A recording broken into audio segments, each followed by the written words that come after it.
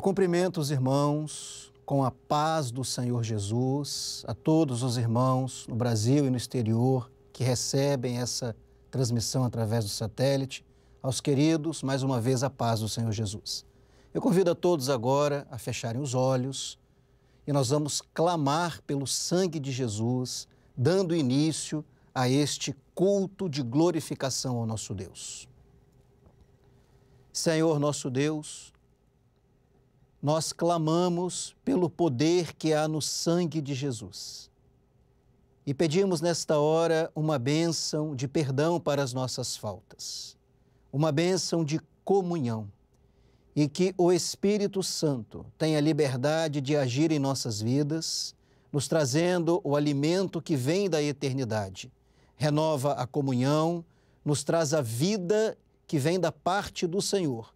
Meu Deus, e que toda preocupação, toda ansiedade, toda tristeza sejam nesta hora repreendidos. Nós oramos em nome do Senhor Jesus. Amém.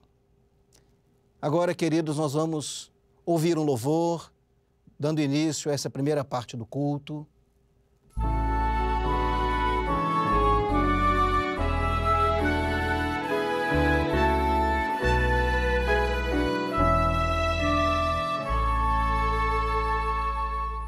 Dormindo no meu leito, em sonho encantador, um dia eu vi Jerusalém e o templo do Senhor. Ouvi cantar crianças e em meio ao seu cantar rompeu a voz dos anjos do céu a proclamar. Rompeu a voz dos anjos do céu a proclamar.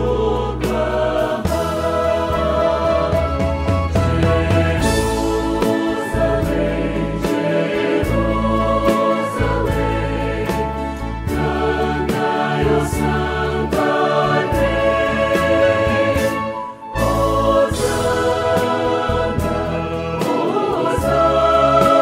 Hosana, Hosana ao vosso Rei.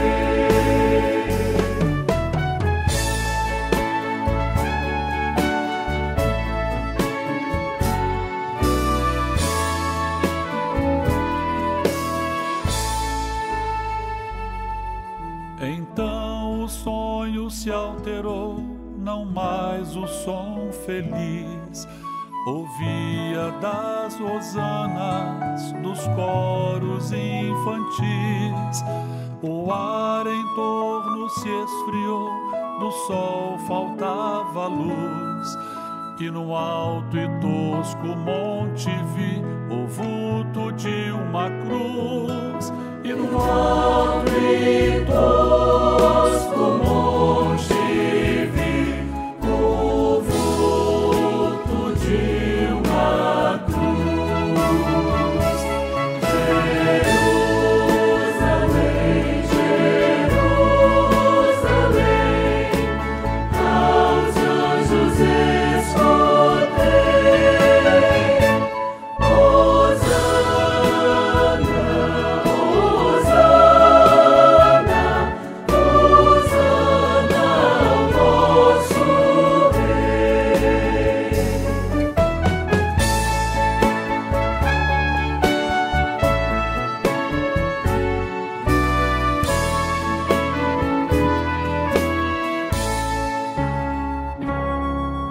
Ainda a cena se mudou, surgia em resplendor a divinal cidade, morada do Senhor.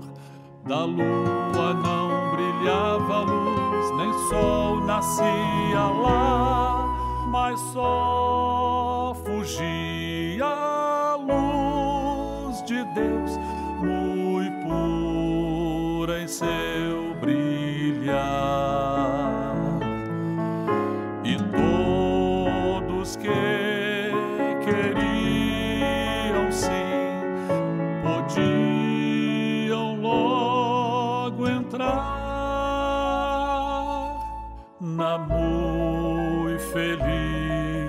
Jerusalém, que nunca passará. La muy feliz Jerusalém, que nunca passará.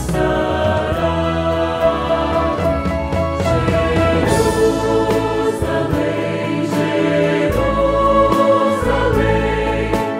teu dia vai raiar. Hosana, Hosana, Hosana sem cessar.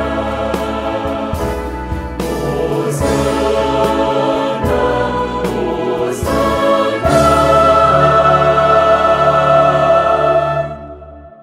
Hosana, Hosana sem cessar.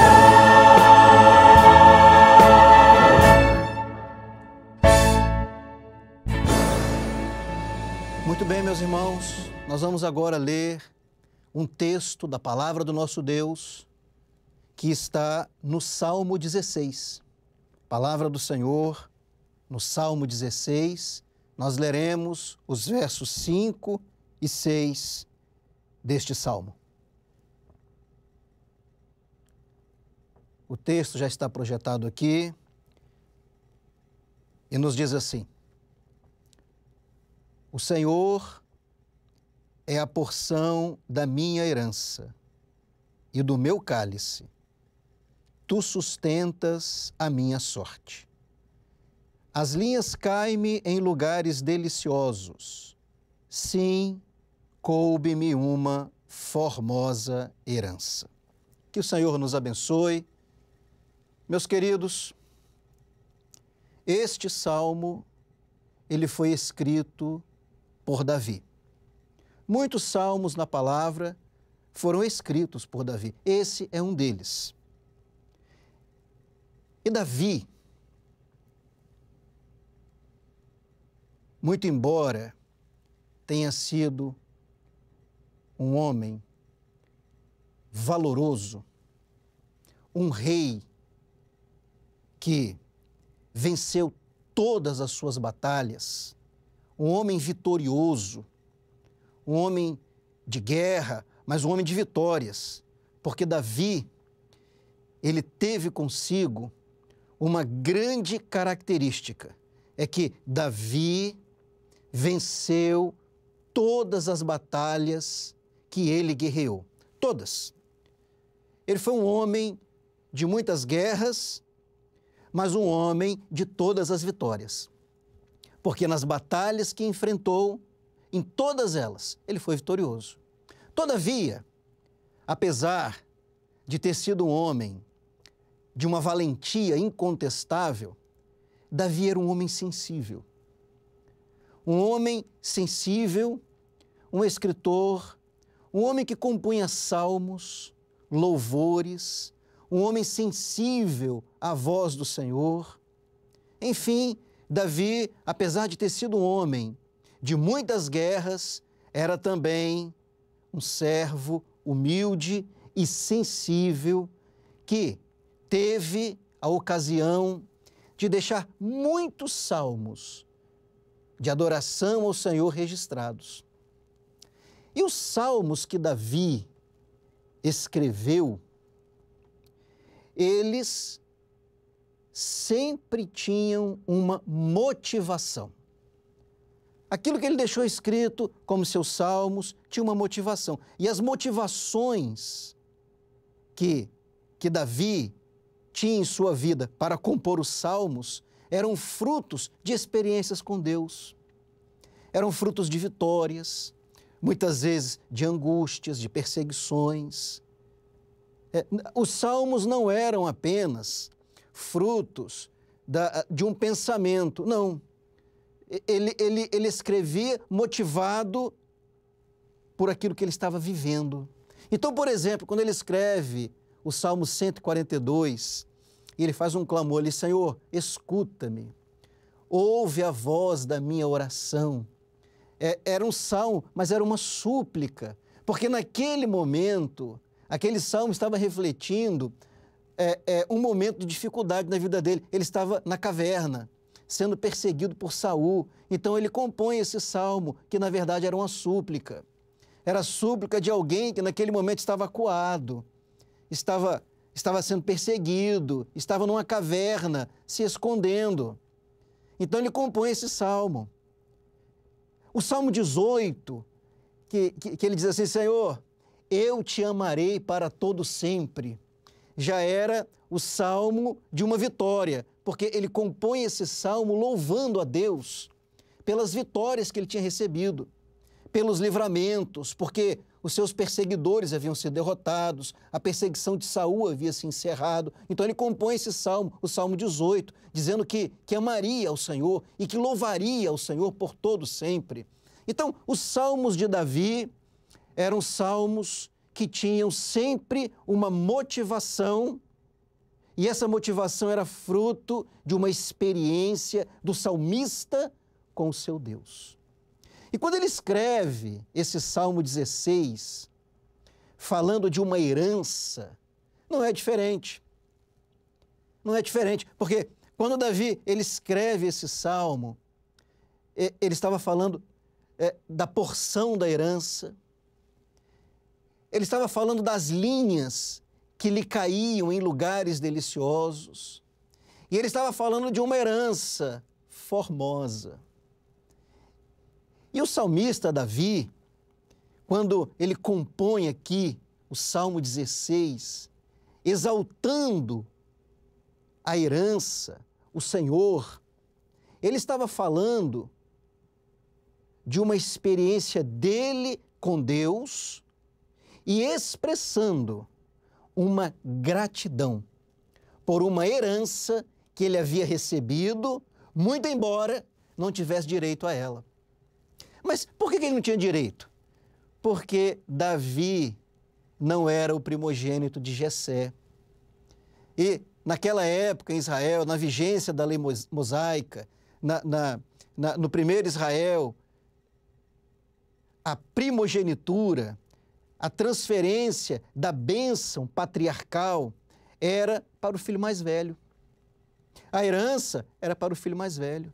A bênção do pai, na sua plenitude, era para o filho mais velho. E Davi não era o filho mais velho. Davi não era o primogênito de seu pai. Pelo contrário, ele era o menor. Tanto é que quando o profeta Samuel foi ungí-lo rei, lá no primeiro livro do profeta Samuel, no capítulo 16, e o Senhor revela a Samuel que tome uma botija de azeite e que ele vá até a casa de Jessé para ungir um rei ali dentre os filhos de Jessé. Então, quando Samuel chega ali, Jessé trata de passar logo, em primeiro lugar, o primogênito. Porque do ponto de vista da lei e do costume da época, o primogênito tinha direito à melhor parte. O primogênito tinha direito a uma parte mais excelente. Então, Jessé passou, em primeiro lugar, o seu primogênito, os filhos maiores. E quando todos passaram e nenhum deles recebeu o óleo, a unção, porque o Senhor não autorizou o profeta que ungisse a qualquer deles, então o profeta pergunta: acabaram-se os mancebos? E Jessé responde: não, ainda falta o menor. Aonde que ele está? Ele está apacentando as ovelhas. Ele nem veio a esta reunião. Então o profeta diz assim: manda-o chamar, porque não nos assentaremos em roda da mesa até que ele chegue. Então mandaram chamar Davi. Davi entrou na sala, o Senhor revela ao profeta: esse aí unge ele. O profeta o ungiu e ele foi ungido rei, cheio do Espírito Santo, recebeu a bênção dele naquele momento, mas ali havia uma transmissão de uma bênção sem que houvesse um direito a ela. E Davi aqui no Salmo 16, ele vai dizer isso. E ele vai expressar ao Senhor o louvor, porque ele recebera uma herança da qual ele não era digno. Ele aqui está cantando e louvando por uma herança que ele recebeu sem merecer, sem fazer direito a ela. Então, o Senhor é a porção da minha herança. E o meu cálice. Tu sustentas a minha sorte. Ele estava ali louvando a Deus e dizendo, Senhor, eu não tinha direito, eu não era o primogênito, eu não merecia, eu não fiz nada por merecer, eu era o menor da casa de meu pai, mas o Senhor me deu uma herança maravilhosa. O Senhor é a porção da minha herança. Meus queridos, a experiência do salmista, ela é a experiência da igreja fiel nesta hora. Ela é a experiência de cada um de nós, porque nós não merecíamos a bênção da salvação. Nós não tínhamos direito à herança da eternidade. Nós não tínhamos direito a nada. Éramos e somos homens pecadores, difíceis, com as nossas faltas, as nossas falhas. Mas o Senhor Deus, nosso Pai Celestial, Ele nos amou a ponto de dar o seu Filho para morrer pelos nossos pecados.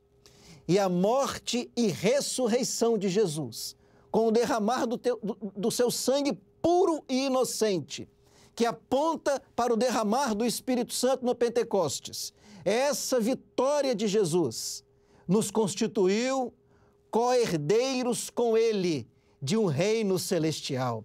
E hoje nós podemos expressar ao Pai o nosso louvor e a nossa adoração, o nosso canto e a nossa entrega, a expressão do louvor da alma remida, porque muito embora sem nenhum merecimento, o Senhor nos deu uma herança na eternidade. O profeta Davi aqui, ele louva profetizando e dizendo, Senhor, Tu és a porção da minha herança. Meus queridos, nós estamos vivendo aqui uma porção da herança. Estamos vivendo aqui uma porção da eternidade. Vivemos uma porção da eternidade quando vivemos experiências com dons espirituais, palavra revelada, louvor profético e revelado, quando vivemos a experiência da fé, que é o Espírito Santo no nosso coração nos guiando, nos dirigindo e em obediência vamos ali atendendo a orientação do Senhor. Isso é uma porção da eternidade. É uma porção da eternidade quando estamos escondidos no sangue de Jesus. É uma porção da eternidade quando estamos ouvindo dons espirituais. É uma porção da eternidade quando estamos ouvindo a profecia da vinda de Jesus. É uma porção da eternidade. É uma porção da herança. É uma porção de algo que na sua plenitude nós ainda vamos viver. Estamos vivendo aqui uma porção da herança. E Davi diz assim, as linhas me caem em lugares deliciosos. O servo de Deus, que está vivendo uma porção da herança aqui, ele tem essa experiência, porque as linhas nos estão caindo em lugares deliciosos. As linhas, elas falam da direção do Espírito Santo na nossa vida. Porque quando as linhas caem, nós andamos por elas. As linhas caem e elas nos ensinam o caminho que devemos andar. As linhas caem e nós vamos andando seguros na direção do Espírito Santo. É o cair das linhas, é a revelação do caminho. O cair das linhas é o exercício da fé. O cair das linhas faz separação entre aquilo que é mundo e aquilo que é santo. E nós vamos andando na linha do Espírito Santo. A igreja fiel, ela caminha na linha do Espírito Santo. Ele usa aqui a expressão linhas no plural, porque todos os dias o Espírito Santo está nos guiando. Em cada decisão, em cada necessidade, cada dia é uma linha que cai. Cada vez que vamos aos pés do Senhor buscando uma direção, é uma linha que vai caindo. Cada vez que o Senhor nos orienta em algo na nossa vida, é a linha que vai caindo. É a linha que vai caindo.